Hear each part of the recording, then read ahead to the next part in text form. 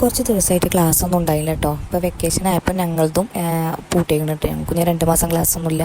ഈ 2 മാസത്തിൽ കുറച്ച് ദിവസമായപ്പോഴത്തേനും എനിക്ക് ഭയങ്കര ശ്വാസം മുട്ടൽ. പെരയിലിരുന്നിട്ട് ഒന്ന് പുറത്തേക്കൊന്നും ഇറങ്ങാതായിട്ട് പെരയിലിരിക്കുക, പെരയത്തെ പണിയെടുക്കുക, പിന്നെ കിടന്നുറങ്ങുക, നീച്ചുക, പിന്നെ ഇതന്നെ ഇങ്ങനെ റൊട്ടേറ്റ് ചെയ്തിട്ട് എനിക്ക് ഭയങ്കര എന്താ പറയുക, ഒരു സങ്കടം. വെറുതെ നൊലോളിച്ചൊക്കെ ചെയ്യുക, വെറുതെ കണ്ണെന്ന് വെള്ളമൊക്കെ വരിക.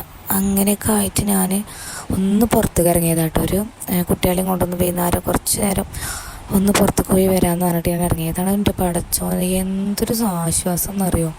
എന്താ മണ്ടക്കൊക്കെ കയറിയിരിക്കണേ. ഞാൻ ചീത്ത പറഞ്ഞപ്പോൾ താഴത്തേക്ക് ഇറക്കിയാണ് കേട്ടോ. ഞാൻ ഇന്നെ തന്നെ കാണൂട്ടോ. എൻ്റെ ലിയൂസിൻ്റെ എല്ലാ ഇതും കാണുമ്പോൾ ഞാൻ എൻ്റെ ചെറുപ്പം ഇങ്ങനെ കാണും. ഞാൻ എങ്ങനെയായിരുന്നു വെള്ളം എന്ന് പറഞ്ഞാൽ ജീവനേനു. അത് ഇച്ചിപ്പോഴും അങ്ങനെ കേട്ടോ. മഴ ഒന്ന് വന്നാൽ എനിക്കൊന്ന് കൊള്ളണം, മഴത്തൊന്ന് ഇറങ്ങണം, എന്നാലേ ഒരു സമാധാനം ഉണ്ടാവുള്ളൂ. അതേപോലെ തന്നെ എൻ്റെ ലിയൂസ് ഒക്കെ മഴ പെയ്യുമ്പോഴത്തിനുള്ളിൽ അടുക്കളയ്ക്ക് എന്തിനാ വെച്ചാൽ കീസ് കവറ് തലയിലിട്ടുകാണ്ട് മഴ ഉണ്ടാൽ ഒന്നും പറയൂലല്ലോ. ഞാൻ എപ്പോഴും മഴ ഉള്ളും പോലെ ഫസ്റ്റ് അവളോട് പറയും തലയിൽ കവർ എന്തെങ്കിലും ഇട്ടിട്ട് കൊള്ളുമെന്ന് പറയട്ടോ. അപ്പോൾ കീസ് ഉണ്ടെന്നുണ്ടെങ്കിൽ അവൾ മണ്ടി പോയിട്ട് അടുക്കളയിൽ പോയിട്ട് കീസ് തലയിലിടും.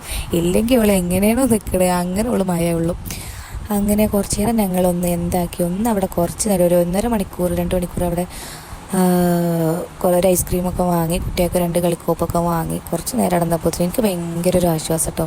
അപ്പോൾ ആരെങ്കിലും ഇങ്ങനെ പെരയിൽ ഡിപ്രഷനൊക്കെ അടിച്ച് നിൽക്കുന്നുണ്ടെന്നുണ്ടെങ്കിൽ ഏതെങ്കിലും നിങ്ങൾ അടുത്തുള്ള അങ്ങാടി ഏതാണെന്ന് വെച്ചാൽ അവിടെ നിന്ന് തെണ്ടി തിരിഞ്ഞ് വന്ന് എന്തെങ്കിലുമൊക്കെ ഒരു ഫുഡൊക്കെ കഴിച്ച് വന്നാൽ ഉറപ്പാണ് ഒരു ആശ്വാസം ഉണ്ടാവും നിങ്ങൾക്ക്.